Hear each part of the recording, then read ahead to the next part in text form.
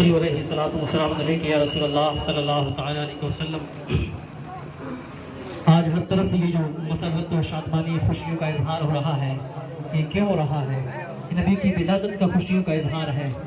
کیوں؟ اس لیے کہ یہ وہ تاریخ ہے، یہ وہ دن ہے کہ جس تاریخ اور جس دن میں پوری انسانیت کو انسانیت ہونے کا نصیب حاصل ہوا ہے، انسان کو اشرف المخلوقات ہونے کا درجہ حاصل ہوا ہے اس ولادت، نبی کی ولادت کے صدقے میں۔ تو جس نبی کی ولادت کے صدقے میں اتنے اعلیٰ مقام ملے ہو انسان کو، پھر اس نبی کی دھومیں کیوں نہ مچائی جائیں؟ جس نبی نے ہم کو یہ تعلیم سکھلائی ہو، انسان جو انسان نہیں بلکہ جانوروں کی طرح زندگی گزار رہے ہیں، لیکن جب نبی آئے، نبی نے سب کو آپس میں بھائی چارے کا پیغام دیا، نبی نے دنیا کے اندر امن و سکون قائم کیا۔ نبی پاک صلی اللہ تعالیٰ علیہ وسلم کی تعلیمات ہی وہ تعلیمات تھی کہ اپنے ہوں یا بیگانے، اغیار ہوں یا غیر ہوں، کوئی بھی ہو، سب کے ساتھ انصاف اگر کسی نے قائم کیا ہے تو نبی پاک صلی اللہ تعالیٰ علیہ وسلم کی ذات ہے، جس کے دربار میں اپنے اغیار بھی آیا کرتے تھے، اپنی فریاد رسی کے لیے آیا کرتے تھے، حضور ان کی فریاد رسی فرمایا کرتے تھے، جس کی تعلیم ساری دنیا میں عام ہوتی چلی گئی۔ وہ کون ہے؟ وہ نبی پاک صلی اللہ تعالیٰ علیہ وسلم کی ذات ہے، جن کی تعلیم یہ کہ آپ کی ذات سے کبھی کسی کا دل نہیں دکھنا چاہیے، آپ کی ذات سے کبھی کسی کی آنسو نہیں آنا چاہیے، آپ کبھی کسی بھی انسان کو کسی بھی اعتبار سے پریشان نہیں کر سکتے۔ آپ انسان ہونے کے ناطے آپ کی یہ واحد ذمہ داری ہے کہ انسانیت کا پیغام دنیا کو آپ دے۔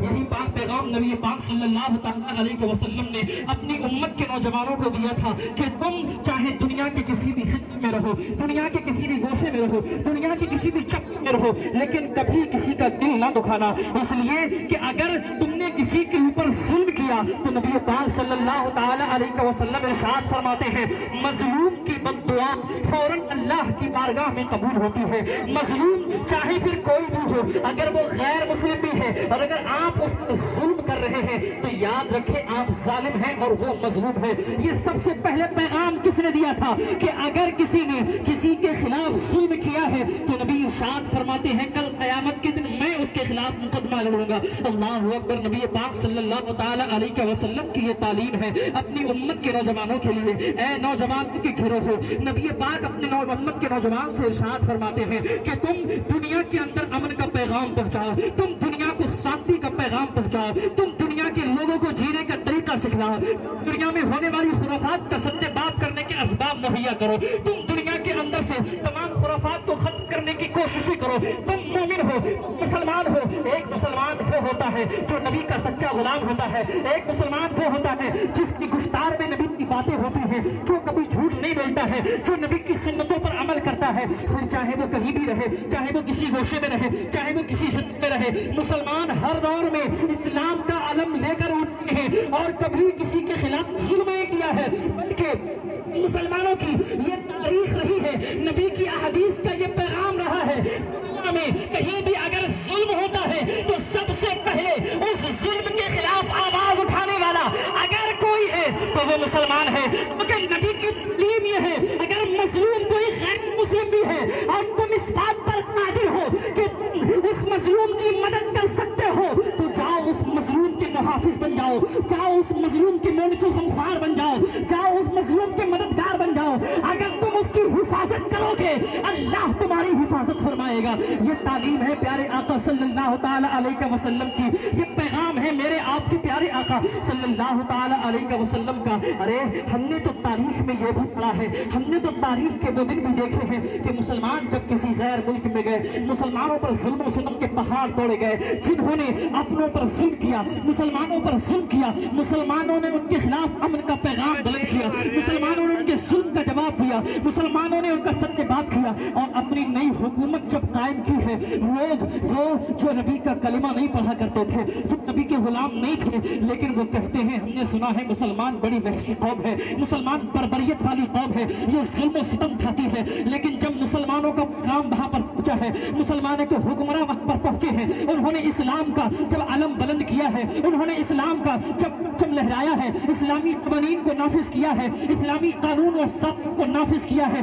تو وہ جو مسلمانوں کے دشمن تھے، وہ جو اسلام کو پسند نہیں کرتے تھے، وہ دعائیں کرتے ہیں کاش مسلمان ہمیشہ یہاں رہیں، काश मुसलमानों की हुकूमत में हमको रहना नसीब हो, इसलिए कि अगर हमने इंसाफ देखा है तो मुसलमानों की हुकूमत में देखा है। अगर हमने इंसाफ देखा है, चाहे अपना हो या बेगाना, अरे हमें तो मदीना के वो दिन भी याद है कि जब एक यहूदी ने जो गैर मुस्लिम है मुसलमान के खिलाफ मुकदमा दायर किया था, मुसलमान के खिलाफ एक केस दायर किया, एक जमीन के मामले को लेकर एक यहूदी और एक मुसलमान का आपस में मुकदमा होता है। नबी की बारगाह में मुकदमा पहुंचता है, नबी पाक सल्लल्लाहु ताला अलैहि वसल्लम दोनों की बातों को सुनते हैं, दोनों के मुकदमात को सुनते हैं और फैसला उसके हक में देते हैं। जो नबी का गुलाम नहीं है, जो नबी का कलमा नहीं पढ़ता है, जो नबी का मानने वाला नहीं है, जो मुसलमान नहीं है, चूंकि वो हक पर था, नबी पाक का फैसला ये था कि जब ये हक है, अगर कलमा नहीं पढ़ता तो क्या हुआ, मुसलमान नहीं है तो क्या हुआ, हक पर ये है, इंसाफ इसके साथ होगा, फैसला उसके हक में हो जाता है। लेकिन वही मुसलमान,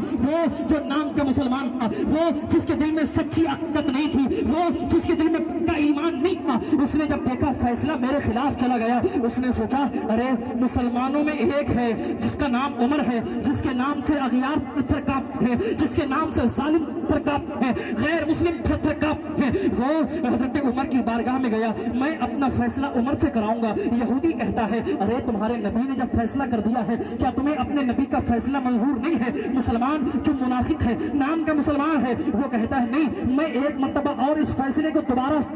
इसकी सुनवाई करना चाहता हूँ, इसलिए कि मुझे ऐसा लगता है ये फैसला ठीक नहीं हुआ। यहूदी राजी हो जाता है, चलो उमर के पास चलते हैं, चलो उमर की बारगाह में चलते हैं, उमर ये फैसला करेंगे, एक यहूदी एक मुसलमान, एक मुस्लिम एक गैर मुस्लिम, इंसाफ पर गैर मुस्लिम है, फैसला गैर मुस्लिम के हक में हुआ है। अब यहूदी और मुसलमान हजरत उमर रजी अल्लाह तआला की बारगाह में पहुंचते हैं, अपना मुकदमा पेश करते हैं। यहूदी कहता है ए उमर, एक बात याद रखना, ये फैसला तुमसे पहले तुम्हारे नबी की बारगाह में गया था, मैं और ये मुसलमान नबी की बारगाह में गए थे, अपना अपना मुकदमा पेश किया था और तुम्हारे नबी ने फैसला मेरे हक में दिया था, क्योंकि मैं हक। हजरत उमर रजी अल्लाह तआला अन्हु वो यहूदी कहता है लेकिन ये मुसलमान तुम्हारे नबी के फैसले को मानने को तैयार नहीं है, ये मुसलमान है, ये सोचता है कि तुम फैसला इसके हक में दोगे, मैं गैर मुस्लिम हूँ, ये समझता है मुझको दबा लेगा। हजरत उमर ने जब इतना सुना कि इस मुसलमान ने नबी के फैसले को नहीं माना, नबी ने जब एक गैर मुस्लिम के हक में फैसला कर दिया, गैर मुस्लिम की तरफदारी की है, तो इसने उस फैसले को मानने से इनकार कर दिया। हजरत उमर कहते रुक रुक अभी फैसला करता हूँ, ये उमर जलाली था, हजरत उमर का जलाल, हजरत उमर जलाल के आलम में तलवार लेकर हजरत उमर घर के अंदर गए, जलाल के आलम में तलवार लेकर निकलते हैं और एक ही वार में उस नाम के मुसलमान के सर को उसके तन से जुदा करते हैं और उमर कहते हैं जो नबी के फैसले को नहीं मानेगा वो मुसलमान नहीं हो सकता, जो नबी की मानेगा वो मुसलमान है। मदीना के अंदर कोहराम मच गया, अरे ये क्या हुआ, एक गैर मुस्लिम की हिफाजत के लिए उमर ने मुसलमान को कत्ल कर दिया, उमर ने दाढ़ी वाले को कत्ल किया, उमर ने नमाज पढ़ने वाले को कत्ल किया। हजरत उमर के किसास का मुतालबा होने लगा, हम उमर से बदला लेंगे, हम बदले में उमर को कत्ल करेंगे। अरे वो गैर मुस्लिम था, उसकी हिफाजत नहीं करनी चाहिए थी, मुसलमान की हिफाजत करनी चाहिए थी, लेकिन उमर ने कहा था जब इंसाफ गैर मुस्लिम है तो फैसला उसके हक में होगा। उमर अपनी बात पर कायम थे। रब्बुल जलाल ने कुरान के अंदर आयत करीमा नाज़िल फरमा दी, फला व रब्बिका ला युमिनूना हत्ता युहक्किमूका फीमा शजरा बैनहुम। अल्लाह फरमाता है कि ये लोग अपने तमाम फैसलों में जब तक आपको फैसला ना बना ले, आपको हाकिम ना मान ले, उस वक्त तक ये मुसलमान हो ही नहीं सकते। अगर वो गैर मुस्लिम है लेकिन हक पर है, नबी ने इंसाफ कर दिया है, इंसाफ उस गैर मुस्लिम के साथ है, फैसला यही है, इंसाफ यही है, इसको मानना पड़ेगा, कहीं जाकर नबी की तालीम को मानकर मुसलमान कहलाओगे।